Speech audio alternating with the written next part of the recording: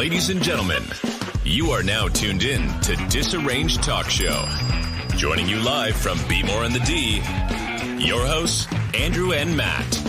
Please like, subscribe, and comment. Hey. Hey, what Happy is going Friday. on, everybody? What's up, partner? How are we, my friend? I am good. It's Friday. Friday night, you feeling all right? Feeling all right, man. Not feeling too bad. The week wasn't that crazy. I mean, it was busy, but wasn't that crazy. And yeah, happy to be here with you, pal, and all of our viewers and listeners and all that good stuff. How are you? I'm doing well, brother. Well, before my computer dies and you yell at me. Is it gonna die? No.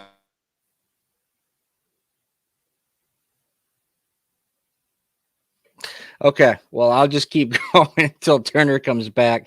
I'm sorry, he's having some technical issues. Let's see if I can get myself on there. So, as I was saying, Friday night, it's a good time because obviously we're all out of work and we're doing our thing. But I'll get right into our news and notes until Andrew gets back. I don't want you guys to stray away. I'll save the NFL picks for last because obviously Andrew's not here. So tonight we are going to talk about a plethora of topics. Basically, we wanted to touch on some current events that we think have. Oh, there he is. Now we can do. Now we can do our NFL stuff. Are you going to die again or what? Oh my God, dude! I as soon as I plug something in and I move something and I do something, I'm having problems. But yeah, let's rock and roll with the let's go right the NFL. Yeah, let's go. Let's go. So let's recap. Let's recap week one first, right? Okay. Before we get into the week two picks, which we're going to get into in a second, let's recap week one. So in week one, Andrew and I made our picks up against each other. I'm going to give you the results now. The record was Matt 5-6 and Andrew 6-5. Right there we go. Everyone.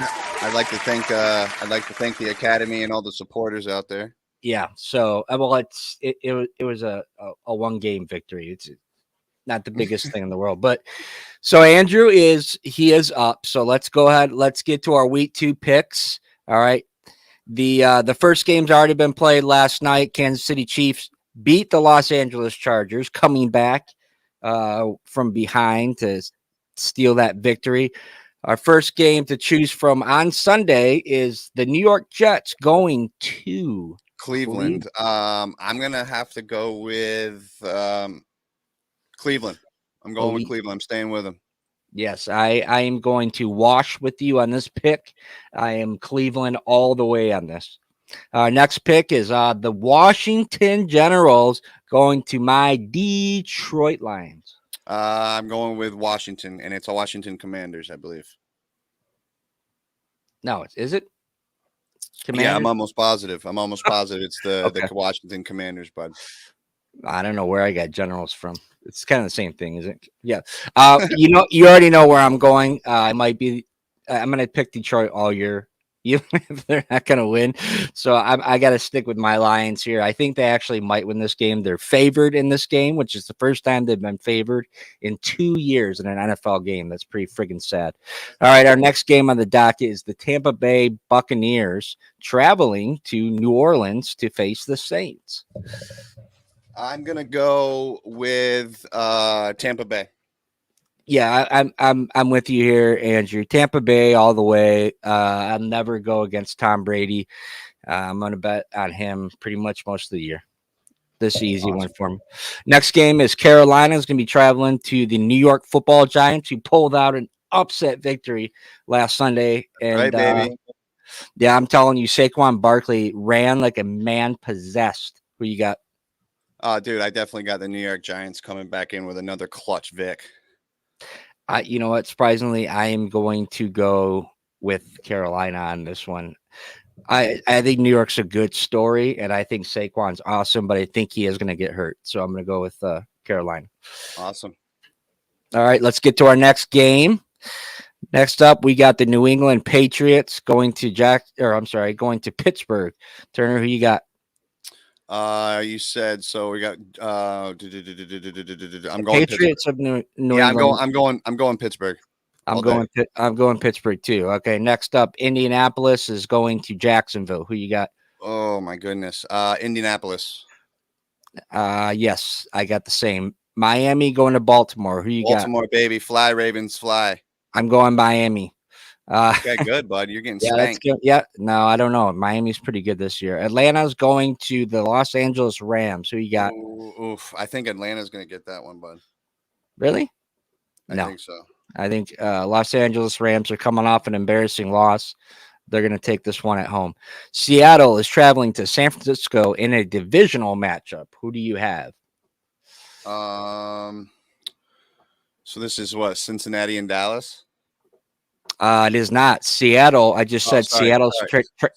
Yep. Cincinnati and Dallas is not Seattle and San Francisco. Yep. I'm sorry, pal. I got an Amazon guy bugging me on my phone right now. Let's go Seattle. Sorry. Okay. I just wanted to see you getting bugged on the phone. I'm going San Francisco all the way on this one. Okay. All right. Next up, we indeed have the Cincinnati Dallas game. Who you got? I am gonna have to go Dallas. I hate it, but Dallas. Nah, Dallas is gonna lose. They lost their starting quarterback last week. They look like absolute hot garbage. Okay. Next up, we have Houston going to Denver. Who do you have? Oh goodness. I'm gonna go with Denver. I'm going with Denver as well. Next up, we got Arizona going to the Las Vegas Raiders. I'm going Raiders. I'm going Raiders as well. Chicago's traveling to Green Bay. Who do you have? That's your Sunday night game. That's your Sunday. I'll go Green Bay. Damn it. I'm going to go Green Bay too. They were another team that had an embarrassing loss last Sunday. Aaron Rodgers, I won't bet against him 2 games in a row. Finally, our back-to-back Monday night games. We have Tennessee traveling to Buffalo, Minnesota traveling to Philly. Who do you got for these two? Oh, I'm going Minnesota. I'm going to go Minnesota again, bud. Who do you got for the first one? The Tennessee and Buffalo? Yeah. Let's go Buffalo. I'm going to go Buffalo and Philly. Okay. Buffalo and Philly. I'm going Buffalo and Minnesota. Cool. So, ladies and gentlemen, just like last week, we will start now. If we need your help on this, we need your help. If you have any creative, wonderful ideas, we would like you guys to send them in, comment. Let us know what you think the bet should be for the end of the year, whoever loses this end of the year pick, because we keep going back and forth. And I wanted to actually like mean something and have some kind of stake in it. So if you guys have some creative ideas out there, please leave your comments. Obviously nothing sexual or crazy like that, but look at Turner smiling. No, that was good. That was good. All right. That was good. Well,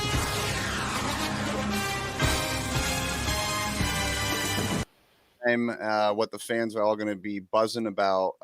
We've got a great show, and let's kick this up. And now, your news and current events with Matt G. Okay, I'm ready. So this is kind of what I was getting into before when you went away. For some reason, like when you drop off, I don't know how to speak anymore. Dude, I apologize, my friend. I don't know why I can't get my don't apologize back. Don't apologize. Just don't do it. So anyway, yeah, I told the viewers we're going to have a plethora of topics to talk about today. And when we come together and pick these current events, we want, we're picking stuff that's pertinent to our show, pertinent to our disarranged family community, and stuff that we think is important topics to talk about. So let's go ahead and get into the first one. Drew.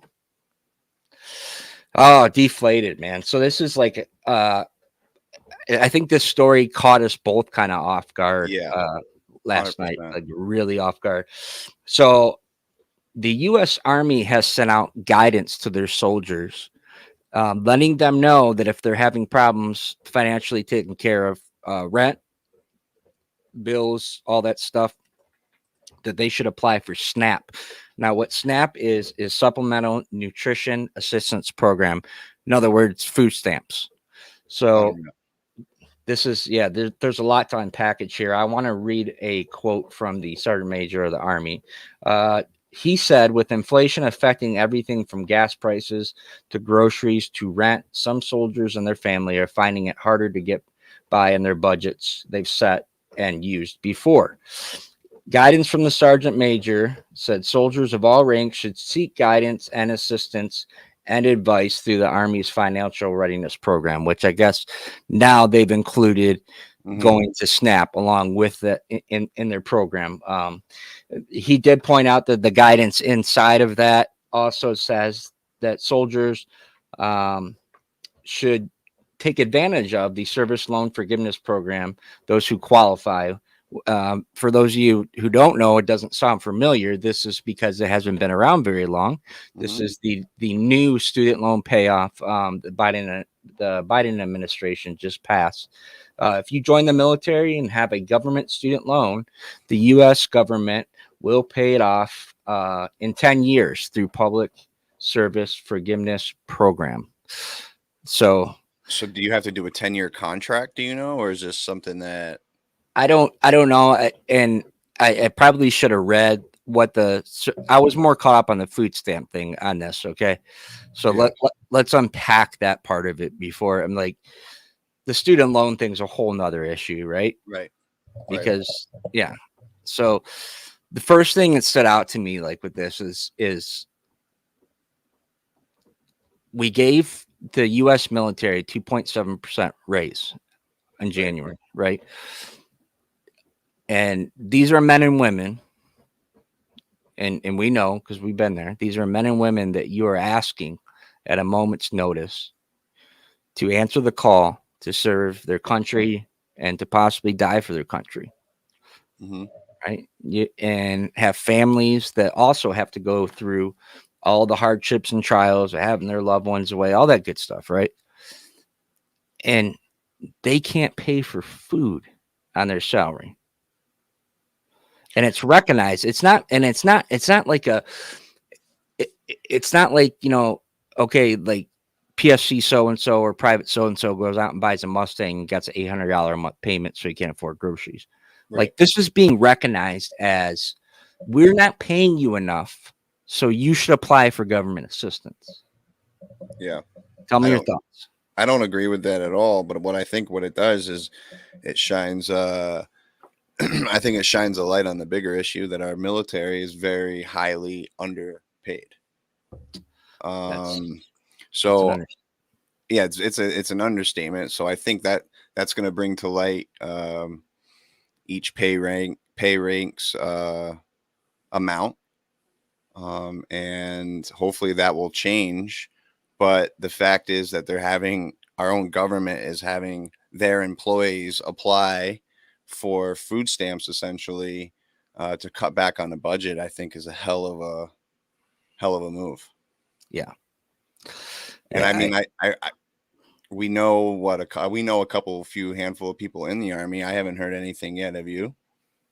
I haven't heard anything yet, and I haven't heard anything from the Marine Corps side. And, the Marine Corps is usually always last. They usually let all the branches kind of do their thing, and then they collectively figure out what they're going to do, because we obviously lead our own path. So they're not going to necessarily follow what everybody else is doing. But for just to me, if they're putting it in their gut, so that they had to have a discussion with somebody about this, right? Like, of course. So, so instead of saying, hey, we need to look at another raise, or hey, we need to look at like a way to give, so it doesn't necessarily make them look like jackasses for not paying soldiers and Marines and airmen enough and sailors enough to be able to afford groceries. You know what I mean? It's like I don't know, man. it's to me, I think it's great they have these programs, but you shouldn't have to use them in the military. I'm not saying they should get paid $1 million or anything crazy like that, but they shouldn't No, have. but that's where all the resources are coming from. So why aren't they, we should definitely try to do something a little bit better for them. And then, unfortunately that there comes a stigma with that also in our society of having to kind of uh, it's a pride thing, right? Like nobody wants Oh to yeah, admit, I'm sure, that they're on food stamps, but so how do you go from being proudful of serving your country and then you gotta and then be on food stamps, you right? got to be on food stamps broadcasting the amount of money you actually don't make? Right, and then It's a kick in the nuts. I think it's yeah, a kick in the nuts. it is, and it's I don't know. So hopefully, the collective minds can come together and figure out something. It's just like any other job with inflation, what raw materials go up, all that stuff. People ask for more money. They ask for raises. It's just natural, right? Yeah. So if you're paying more for product, companies are making more because you're paying more, then they should have more freaking money to pay employees. It's right. So the audacity of someone asking for more money, these people should never have to ask for more money. These service members, men and women. I It's agree. so I agree, man. So I think this is a good segue into another a political move. You want to talk about this one, my yeah, friend? let's jump into the second one. So yes, we did in fact we didn't, but Martha's Vineyard had some unexpected visitors Right. Wednesday night, and so Governor Ron DeSantis and some other GOP leaders, they've been bussing in um, the migrants coming from southern borders for some time now, right? They've been Yeah. taking them out to DC, kind of taking them from the areas they're coming in, and it making the lawmakers as whole Hmm. see what the issue is, because it seems to be the collective um, thought process up there is we don't have a problem, right? So they Out of definitely sight, out of mind type of right, thing, right? right, and they definitely took it maybe 2, 3, 4, or 5 steps further. Florida Governor GOP Governor Ron DeSantis sent 2 planes of migrants to Martha's Vineyard late Wednesday evening, surprising state and local officials. Roughly 100 migrants aboard 2 buses sent by the Texas Governor Abbott were dropped off at Vice President Kamala Harris's Naval Observatory residence on Thursday morning. And that's poignant because the VP was appointed basically the czar of the border by the president. He wants her to take care of this, and Right. she has yet to make one visit to the border. And I just watched an interview with her probably 2 weeks ago on live TV, and she said our borders are secure. So those are the words that came out of her mouth. But there there's there's different issues with this, right? Yes. So go ahead and tell me. There's 100% different issues. Okay, so go ahead and tell me your initial thoughts with just with the blanket what I read. All right. So the overall, all right. I can see both sides, right? So I can't sit here that I agree with both sides also though. Right. I think that it was a modern day like political flex. Um, they've been doing the busing and now let's up it and just start dumping money into flights. I don't think that, and the overall broad statement, I don't think human beings should be used for political uh pawns. And I know and we've talked about it and we are every single day, but Sure. to do this with people that have chosen to be disrupted in their current lives to try to come over here to make a better life, to then be kind of tousled around. Were they taken care of? I'm sure, but my move, I wouldn't have done that. If I was in his same shoes and politically, and I could move differently, I would move differently. I wouldn't. I don't think that was a good move. And I think that's a fair assessment. I'm not sure I would have done that either. And it was sad that the move was done by DeSantis to send a message to President Joe Biden and Harris to do their damn job. That's Right. his words. And of course, the White House rebuked this and slammed it. My favorite person in the whole wide world, Miss Karine Jean-Pierre, the White House press secretary, said there's a legal way of doing this for migrants and managing them. Republican governors interfering in the process and using migrants as political pawns is shameful, reckless, and just plain wrong. I don't. Well, listen, let me jump into it. You and I talked about this at extent before the show, okay? Right. And sometimes I hate when we get juicy topics like this, because like you and I will go in before the cameras are even on and we have a really good conversation. And we had a really good conversation about this. We did. You're very we're on different sides of the field right now.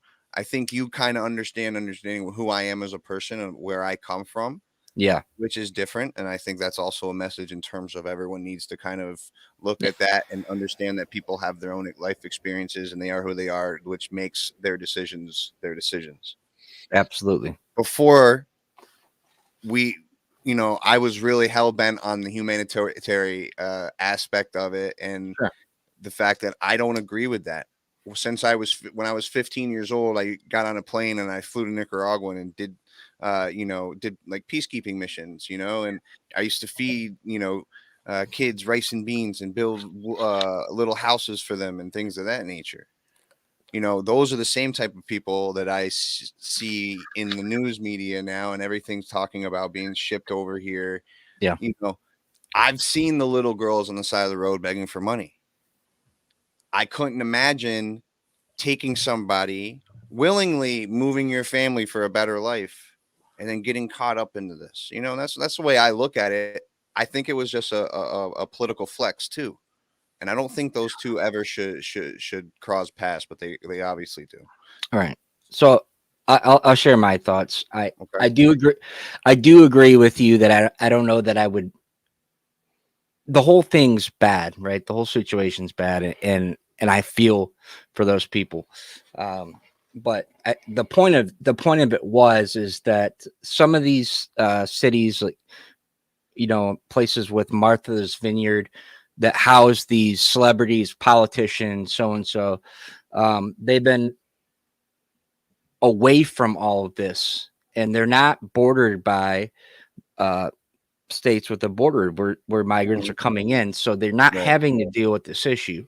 So it's easy to say, oh yeah, let's let everybody in through our borders, give them the opportunity to start a new life, give them all this stuff, when you're up in Martha's Vineyard sipping on a glass of Chardonnay, with your Bentley sitting in the driveway, and you'll never see a freaking migrant. So I think that was the point. But at the same time, in the middle of it are these people that are just trying to find a better life, that are trying to, get out of poverty, that are trying to feed their children. And it sucks, but there's a clear issue. Everybody knows there's a border issue. Yes. Everybody, like, yes, you can talk about being far away and it not being in your backyard and it not being, the forefront of your everyday issues or vision or whatnot, your everyday life. But everybody knows there's a border issue. So to play with people like that and toss them up and toss them around and bust them around and ship them around. Well, and this is a point. Hold on, I want to bring this up because we brought this up before, and I don't know, for whatever reason, think it's a valid argument or something at least to talk about. If you, all right, you're close, you're up by a border, but you're up by the border. If I came over and you guys pick on me because I used to live, come from closer to Canada. Yeah. Say I was Canadian and I came over, right? And Yep. I asked you, said, Matt, I came over illegally. I said I need a flight to San Diego. Yeah. Um, and you say, okay, dude, and you fly me to San Diego. What did you just do? Aided and abetted. Aided and abetted. Now, yes, I'm sure with all their legal teams, I'm sure that there was some sort of loophole that they brought this through. But what makes it right? Well, I think they were already in the country. They were in the country, so they're already here. So taking them to But why would we Vineyard further? didn't cross any further lines. But why would we further bring them into our country? Because Is what I'm saying. what Why they're wouldn't trying, we ship them back? because I don't think the process works like that. I'm telling you, I don't think they just actually churn them around and send them back. They bring them in, they go through like all questionnaire stuff. I think the whole process, what they were trying to show is if you want the borders open, then you help take care of and it's not a border problem, Turner. This is a crisis.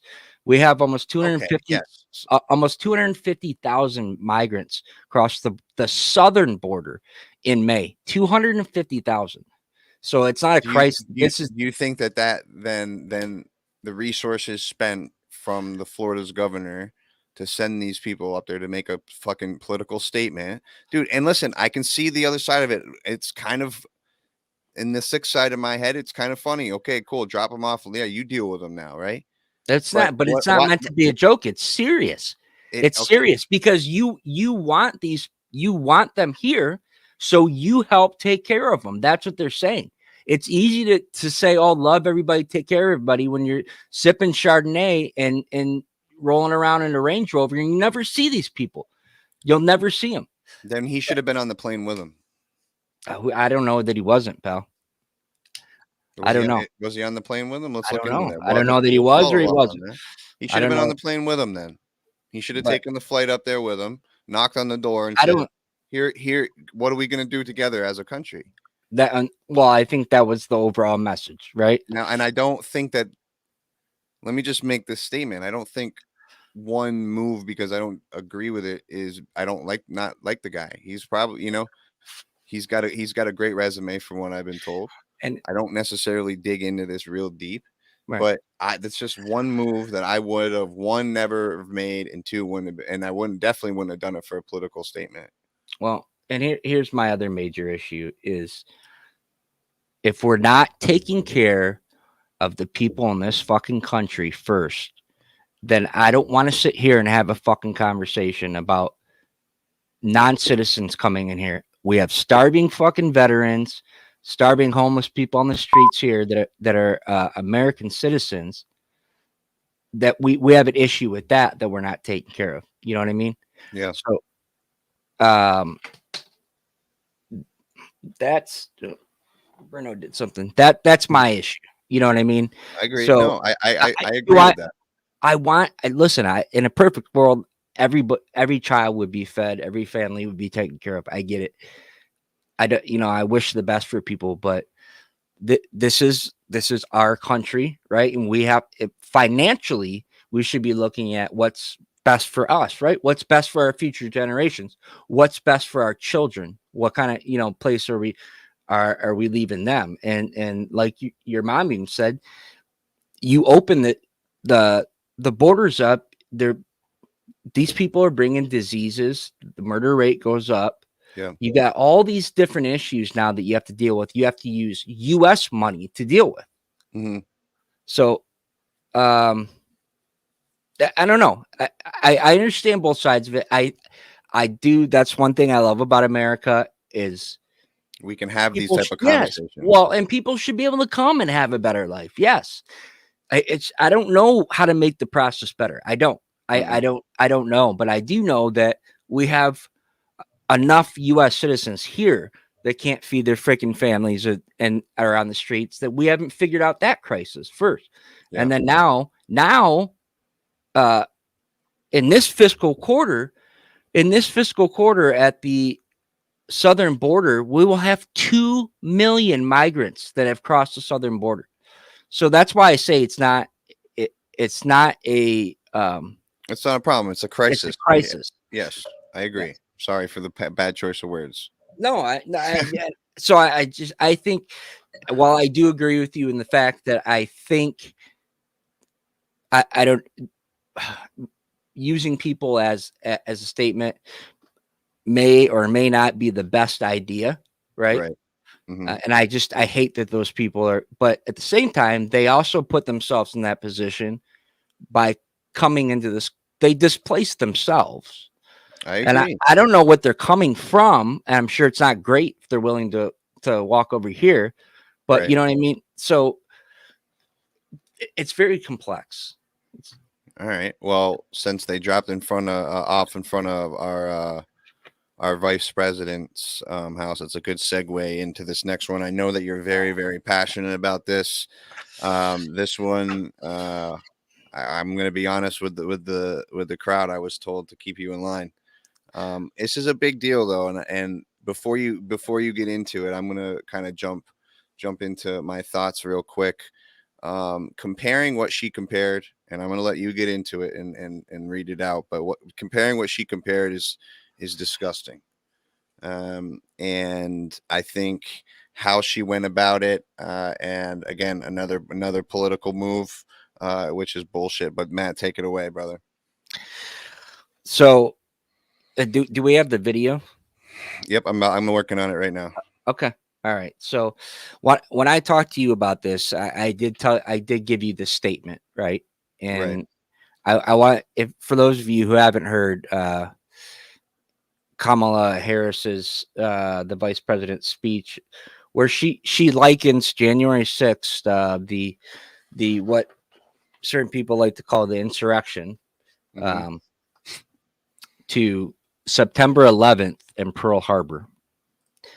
Her exact quote was, "Certain dates echo throughout history, including dates that certainly remind all who lived through them." All who lived through them. Hold on, brother. If you want to pause right there. I think if you just give me 1 second, we're gonna pull this up for everybody. Yeah, it's more powerful to hear it. It's more powerful to hear. So, ladies and gentlemen, what you could do to help this is turn up the volume up on your streaming device, and we are gonna share this video with you. It's I just hate the whole scene. I hate everything about it, to be honest with you. So here we go. So again, everybody, turn up the volume of your streaming device to hear the full video. Including dates that instantly remind all who have lived through them where they were and what they were doing when our democracy came under assault. Dates that occupy not only a place on our calendars, but a place in our collective memory. December 7th, 1941. September 11th, 2000.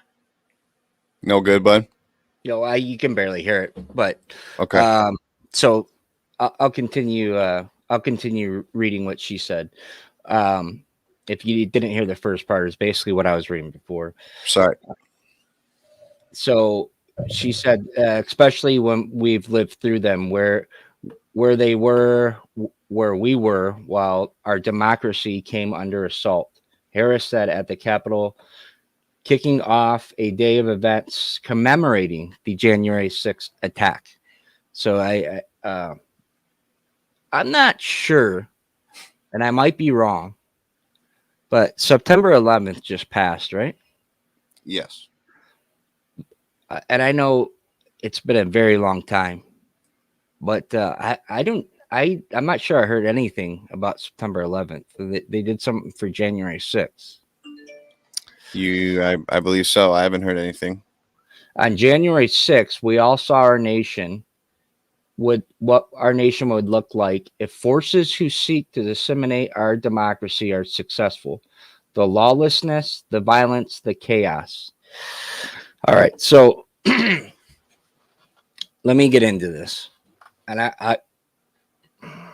I first want to address the last statement I just read. All right. Mm-hmm. And we've talked about this before. with Democrats that say that Republicans are lawless, they're aggressive, they're violent. I sat here on my couch in my fucking living room for almost a year and watched peaceful people burn down their own fucking cities for no reason. And most of the violence was incited from Democratic leaders. Mm-hmm. I've watched violence blatantly incited from Democratic leaders after certain laws were passed just recently. Right. I don't know, and you can correct me if I'm wrong, but when's the last time you've seen Republicans or conservatives riot or attack? I haven't. I mean, Now let me say this: I don't agree with January 6th. I don't either. I don't condone it. It's just, but the fact that she even put September 11th, which for me is monumentally important, because really it marked the day where a whole generation of patriots were born into our nation because of one single act. And I agree with this too. I agree with that. I'm not a conspiracy theorist, but there's a lot of evidence pointing to the fact that there was some very, very, very deep Democratic people that were at. They were in that crowd. That was a hoax. So the fact that she would even and Pearl Harbor, the first time that our nation, our soil was attacked, this idiot who was scared because she was in her office in her commotion likens it to the thousands of people that were burned fucking alive. Unbelievable. I mean, you lose a sense. There's dude, statements like our vice president's right there almost takes the wind out of your sails a little bit. And you see and you recognize the absolute stupidity of our administration and understanding, like, damn, these guys are the ones leading us, and they're gonna sit here and with a straight face make statements like she made. It's like a punch in the gut. And you know what scares me even more? Here's the thing. What scares me even more is that people watched that and agreed with her. That's what scares me even more, is that, let me tell you something right now. All right. And I'm not saying, like I said, I'm not saying January 6th was awesome or was this great day. Right. But if January 6th shook you to your core the same way that September 11th did, there's an issue. 100%.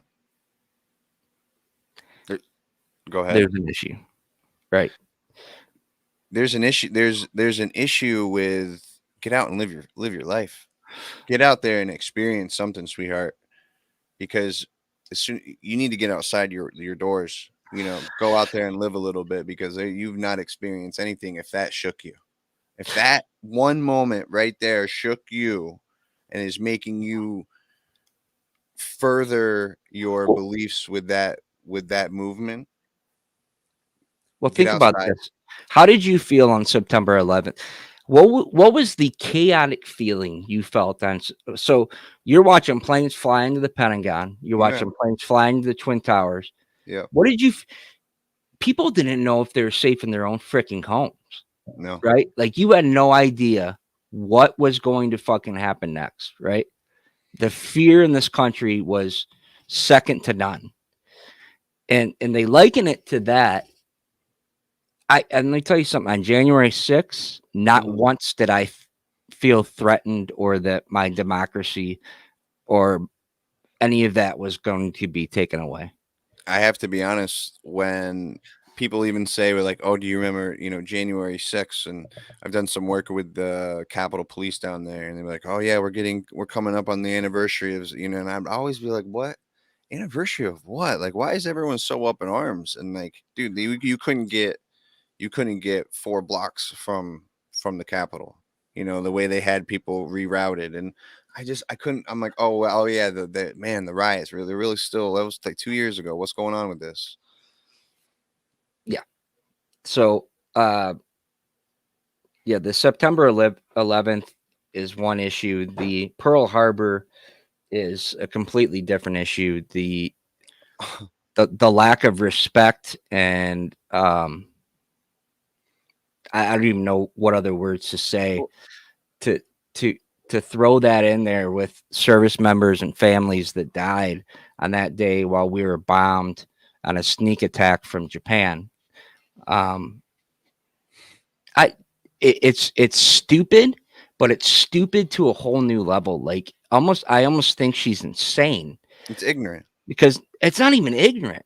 Like it's insane. Like who the fuck says something like that and actually sits there and thinks that like that's a logical thought.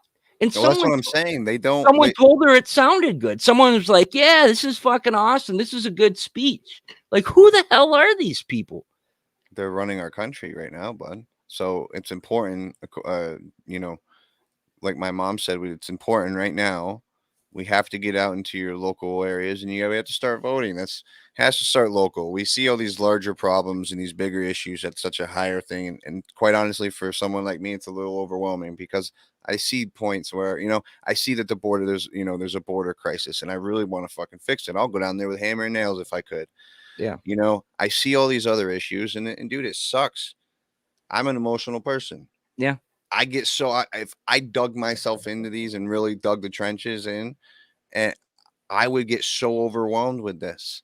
The Yeah. only way we can truly start making an impact is and making our lives a little bit better locally is with our local government. That's where our votes truly do count and matter, and it starts working up the political ladder through the bigger picture. That's how I have to kind of like prioritize it and then live in my head. It's like, all right, cool, man. If I want to get involved, I'm going to get involved right here locally where I'm at, where I'm settled, and Right. start pushing, to make a difference. So what this also shows me is how extreme the politics and extreme the way of our country is right now, and it makes me fearful. It really does. yeah, I can see that. But Because we have to. I think all this has happened before, right? This has happened before. It's just history is repeating itself, and I think we have to keep reminding ourselves that we've made it through it. well, I don't know that there's ever been this big of a gap between conservatives and liberals. Right. I mean, if you could tell me in time, I mean, there really is like no middle ground or no gray area because most of the Democrats honestly believe and they're afraid on January 6th, right? Right. Yeah. So your mom agrees. Not the extremity. It is far beyond anything I've seen, and so this is different, dude. People's mindsets nowadays are just different. It's I think that social media has opened the door for so many things now, and it just feeds into everything, and I think it's scary. It's a scary time. I have a 11 soon to be 12-year-old daughter that I'm very, very nervous about her future. Right. And I don't think that's a far out statement to say that. I'm very nervous about it. I You know, agree. I think it's crazy. My mom was just up here for my knee surgery, and we're talking about, we're like, dude, I wouldn't want to raise a child in this environment. It's so hard. But I keep thinking about that conversation, and I'm like, you know what? Generationally, everyone's probably thought that. This is just how we have to adapt to what's going on. I Every think generation's looked at me like, oh man, it's got to be tough. I mean, look at my grandparents. They were born in 37 and 47. I think, if hopefully I got those right. I think They you're went through right. a lot of I that. think you're right about that. I think you're right about that. Oh, wait, hold on. Wait, can you say that again? I think you're right about the fact that every generation has said that. I think you're right about that, but I don't think that you're right about the difference in how extreme the difference in mindsets are. Okay, technology plays the biggest role of that. It just feeds it like gasoline on a fire. Yeah, 100%. We can agree with that. Yep. That is the difference maker of those two, of all the change that's happened amongst each generation, is the access to media, the lack of fudging out or filtering through fake, false information. So you're right. That's almost a pandemic in itself, because there's no control. No, and most of these people that are on there pandering all that shit aren't even real people, or they're paid just to sit there and provoke and do the shit. And one person can have 30, 40, 50 accounts, and it looks like a mass of people, and then all of a sudden it's like, oh look, like, I can this be a must part of be this true, group. right? Yep, this has got to be true. Look at all these people, and Yep. it's all planned, and it's disgusting. So it makes me feel like shit. Yeah. So, I mean, I guess we both agree, in the very least, it was a very poor choice of words. I think that Yes.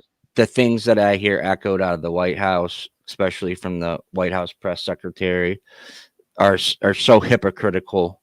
I don't see violent things, and correct me if I'm wrong, but I don't see a ton of violent acts from Republicans or conservatives.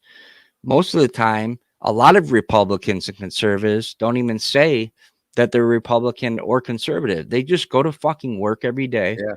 They vote, they do their job, they shut the fuck up. Right? Yeah.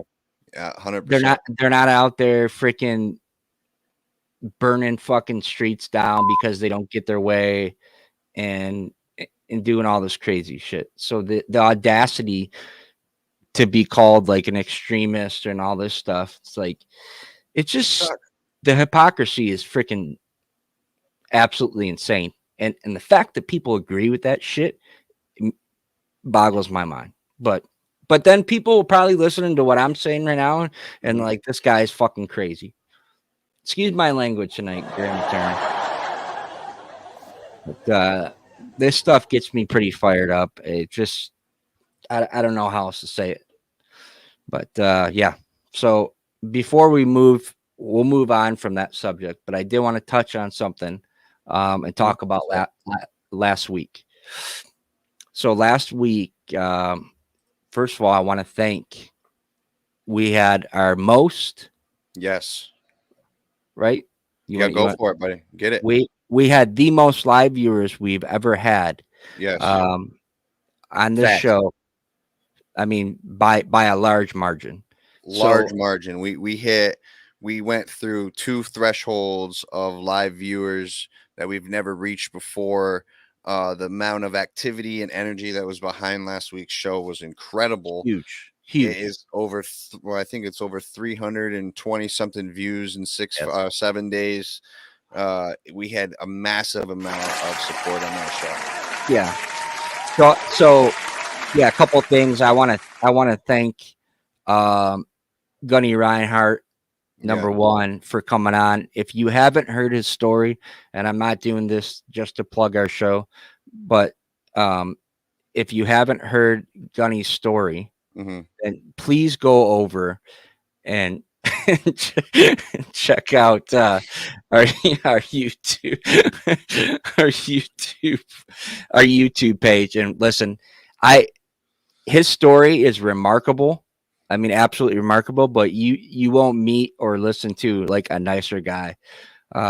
Fantastic leader, fantastic person, and then I want to thank his family because his family supported the shit out of him.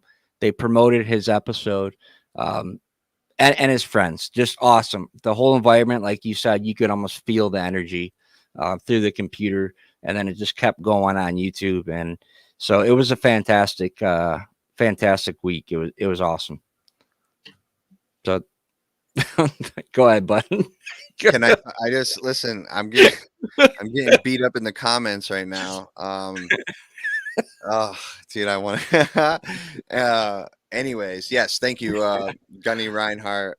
God, I want to say something, but we really do appreciate it. Yeah, we reached so many thresholds that we haven't reached, and it was really, really cool to see the reaction and the comments that are still coming in from last week's episode.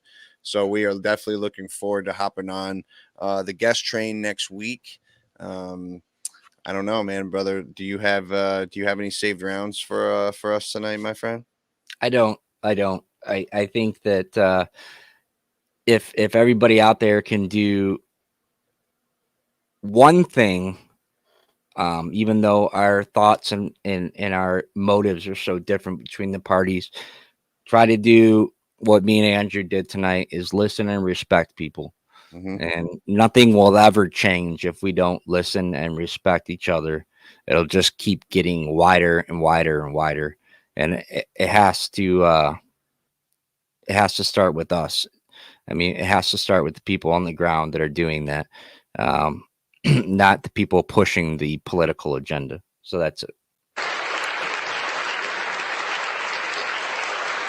That was well said, my friend. And listen, everybody, if you could, whatever platform you're watching us on, if you could just look down, click up the thumb button, give us a like, drop a comment, even if it's, hey, how are you doing? Great show. The show was shitty. We'll take any of it. Anything. Anything. You could share it with a friend and tell them how bad the show was. That would help also. So we really do appreciate anything that happens. As you can see, we're going through gear upgrades and we're constantly trying to make the show better for everybody, but we appreciate you. We can't do it without any of you guys. So we love each and every one of you. Please tap your shirt on the back, give yourself a pat on the shoulder. We appreciate you. Thank you for watching tonight, and we will see you next Friday, 8 p.m.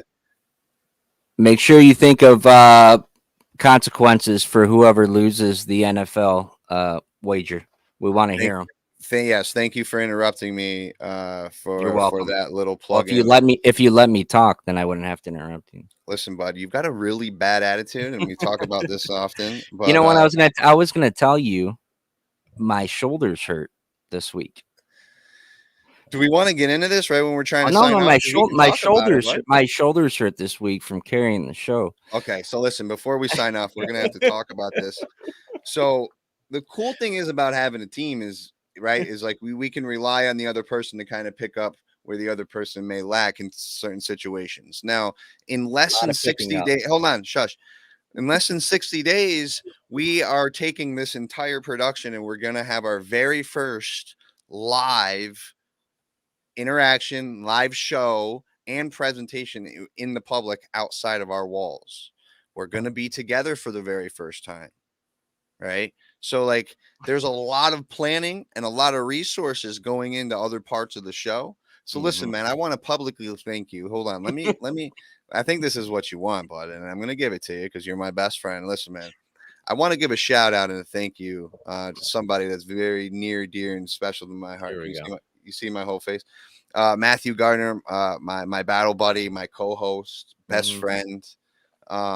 Thank you very much for this week. I had knee surgery last week, and I feel like my stack of thank you cards, half of them have your name on it, bud. I still haven't got one in the mail. Well, there's you've heard about the truck shortages, but I want to thank you for being who you are, my friend, and really, really taking the show to the next level. So I love you. Without Matthew Gardner, there would be no Disarranged. Well, listen, I'm glad we are both on the same page. Good. I think that's a great place to leave it. Good. So can I finish? Can we finish the outro so everyone can stop listening to us run our mouths? Yes. Love you all. Have a great weekend. Awesome. Take care, everybody. All right. Thank you for joining us. Please remember to like, share, comment, and subscribe. We'll see you next time.